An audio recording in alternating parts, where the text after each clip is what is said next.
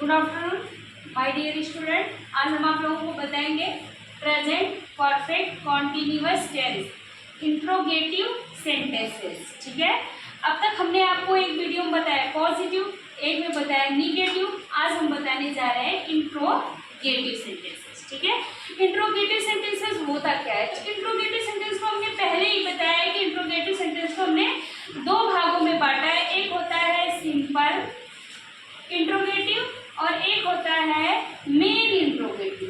ठीक है, एक होता है सिंपल इंट्रोगेटिव और एक होता है मेन इंट्रोगेटिव। हमने दो इंट्रोगेटिव बताया, तो आज हम आपको पहले सिंपल इंट्रोगेटिव के बारे में बता रहे हैं कि सिंपल इंट्रोगेटिव क्या होता है।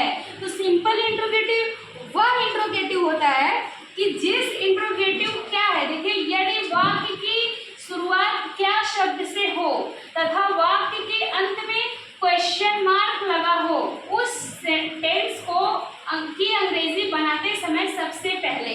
ठीक है, तो इसका क्या है कि जो है ये नोट यहाँ पे हमने बनाया है कि यदि वाक्य की शुरुआत किससे हो, क्या शब्द से हो, वाक्य में क्या है, क्या शब्द आए और लास्ट में क्या लगा हो, क्वेश्चन मार्क लगा हो। और पहले पहचान तो बता ही चुके हैं कि रहा है, रही है, रहे हैं आदि शब्द समूह आते हैं और साथ में समय दिया होता है, कंटिन्यूटी बनी होती है और कार्य कब से शुरू हुआ, शुरुआती टाइम दिया होता है और समापन टाइम का पता नहीं होता है।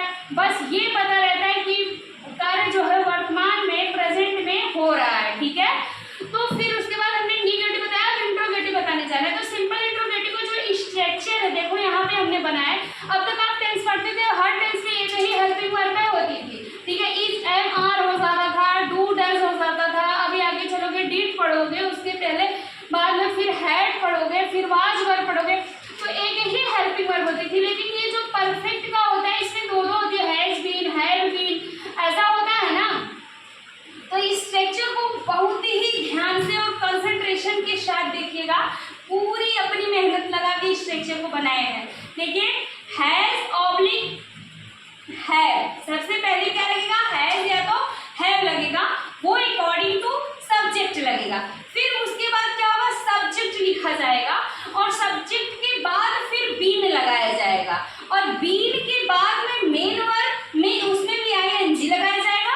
उसके बाद ऑब्जेक्ट, उसके बाद सिंस फॉर और टाइम, जो समय दिया होगा, निश्चित और अनिश्चित समय। तो आते हैं हम आपको एग्जाम्पल के माध्यम से समझाते हैं। यहाँ पे तो हमने चिल्ला दिया, आप बोलेंगे क्या मैम बड़बड़ कर रही है, लेकिन देखिए यहाँ पे हम आपको बताने जा रहे हैं कि क्या तुम 1990 से इस मकान में रह रहे हो, लास्ट में क्वेश्चन मार्क लगा हुआ है। ठीक है, और आगे क्या शब्द से शुरुआत है, अगर आगे क्या शब्द से शुरुआत हो, पीछे क्वेश्चन मार्क लगा हो, चाहे वो किसी भी टेंस का ट्रांसलेट हो, चाहे था थी हो, है हूँ हो, रहा रही हो, चुका चुकी हो, ठीक है, कुछ भी हो, जिस भी टेंस का हो, अगर आगे क्या लगा है, पीछे क्वेश्चन मार्क लगा है, तो वो रखा जाएगा सिंपल इंट्रोगेटिव के कैटेगरी में। ठीक है, तो simple interrogative present perfect continuous tense का सिंपल इंट्रोगेटिव जो हम बनाने जा रहे हैं, उसका स्ट्रक्चर यहाँ पे हमने आपके सामने लिखा है। अब इसी स्ट्रक्चर के बेस पे हम लगाने जा रहे हैं। तो सबसे पहले ये क्या है, क्या के बाद हम देखेंगे कि हमारा सब्जेक्ट क्या है। तो हमने पहले ही आपको सब्जेक्ट का पता लगाने का वो एक आसान सी ट्रिक बताया है कि अगर आपको ना समझ में आए कि क्या सब्जेक्ट है, तो वाक्य में कौन से प्रश्न करना होगा। कौन 1990 से इस मकान में रह रहा है, जब आप ऐसा क्वेश्चन करोगे कि कौन 1990 से इस मकान में रह रहा है, तो आंसर में आएगा तुम 1990 से इस मकान में रह रहे हो। तो हमारा सब्जेक्ट पता चल गया, तो सब्जेक्ट हमारा यू है। अब बताओ यू के साथ हमारा क्या लगता है, हैव लगता है। इससे पहले हमने निगेटिव और पॉजिटिव सेंटेंस बनाया है, तो उसमें आपको बताया है कि किसके साथ हैज लगता है, किसके साथ हैव लगता है। तो ये हमारा तीसरा स्टेप है, इसलिए हमने हैज और हैव यहाँ पर नहीं लिखा, बस आपका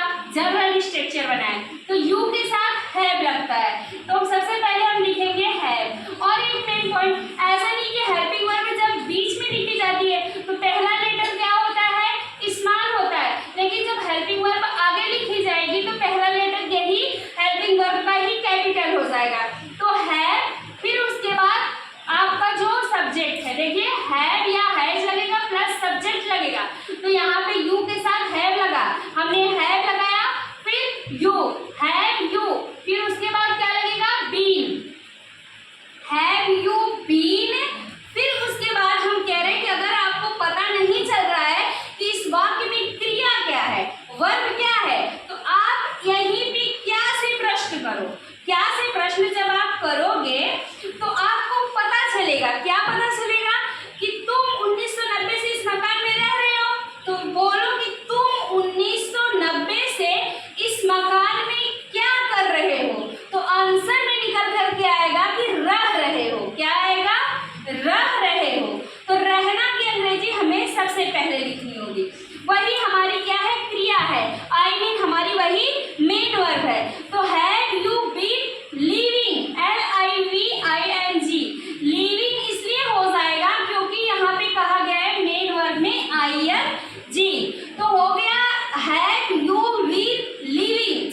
अब पूछ रहा है कि कब से रह रहा है, ठीक है, तो 1990 मेरी निश्चित समय है, ठीक है, 1990 हमारा जो है वो क्या है, निश्चित समय है। तो जब निश्चित समय है तो कहाँ रह रहे हो, इन दिस हाउस, ठीक है, तो हैव यू बीन लिविंग कहाँ, इन this house, in this house, in this house, ठीक है, इस घर में रह रहे हो। अब पूछो कि कब से, ये देखो सब helping verb, subject, main verb और ऑब्जेक्ट था उसके साथ, तो हमने ऑब्जेक्ट भी बताया ना, ऑब्जेक्ट बेस पे रखा जाएगा इन दिस हाउस।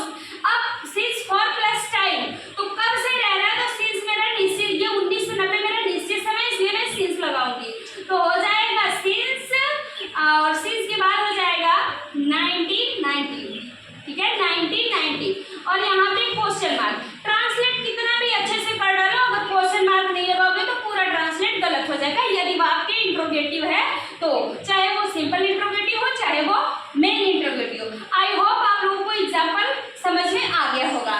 अब हम इसी के बेस पे दूसरा बता रहे हैं, अगर यहीं पे हो जाता क्या वह 1990 से इस मकान में रह रहा है, सिर्फ यहीं पे वह हो जाए, क्या वह, ये कट जाए, ये क्रॉस कर दे, तुमको बस कर दे, क्या वह 1990 से इस मकान में रह रहा है, बस यही चेंज हो जाएगा, यही हैज हो जाएगा, यही ही हो जाएगा, हैज ही क्योंकि रह रहा है ना, तो ये मेल हो जाएगा, तो हैज ही, फिर been, has he been living, LIVING, living in this, sorry यार दिस नहीं लिखना है, इन दिस हाउस, HOUSE,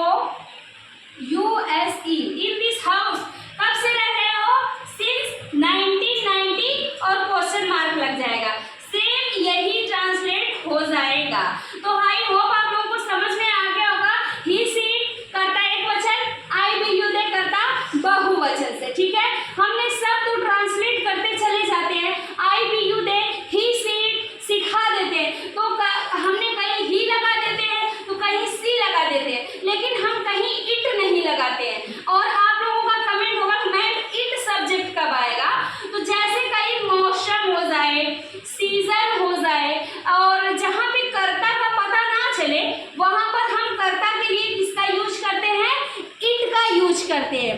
किसका यूज करते हैं हम, इट का यूज करते हैं। तो यहाँ पे क्या हो रहा है, क्या सुबह से वर्षा हो रही है, क्वेश्चन मार्क, तो यहाँ पे क्या है, सब्जेक्ट का पता नहीं चल रहा है, ना कोई नाउन दिख रहा है ना कोई प्रोनाउन नहीं दिख रहा है, आई मीन ना आई भी you they he see it दिख रहा है, सॉरी आई भी you they he see it ही ना दिख रहा है, और ना ही तो यहाँ पे राम सेम सीता मोहन रोहन आगरा ऐसा कुछ दिख रहा है, ना तो मदर फादर ऐसा कुछ भी, कोई भी सब्जेक्ट नहीं दिख रहा है। तो ऐसा ट्रांसलेट बनाने के लिए जब यहाँ पे मौसम वर्षा को दर्शाया जा रहा है, तो यहाँ पर हम सबसे पहले कर्ता क्या बनाएंगे, इट बना लेंगे। जहाँ पे कर्ता का पता ना चले वहाँ पे हम कर्ता के रूप में इट का प्रयोग करते हैं।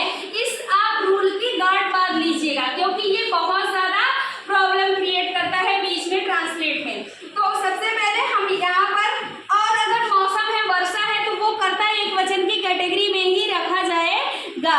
तो सबसे पहले हम लगाएंगे हैज, फिर हम करेंगे इट, इट मेरा सब्जेक्ट है, ठीक है, हैज इट, फिर उसके